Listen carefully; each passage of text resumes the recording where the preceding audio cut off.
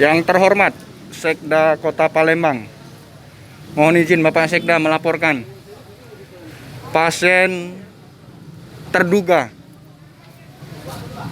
mungkin dikarenakan COVID yang saat ini jatuh terbaring tiba-tiba di lorong Sikam, Jalan DI Panjaitan.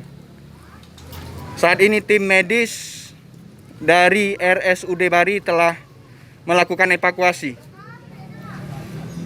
Pihak kepolisian, pihak kecamatan telah hadir langsung di lokasi. Saat ini pasien akan dievakuasi oleh tim dari 119. RSUD Bari telah melakukan evakuasi. Pihak kepolisian, pihak kecamatan telah hadir langsung di lokasi. Saat ini pasien akan dievakuasi oleh tim dari 119.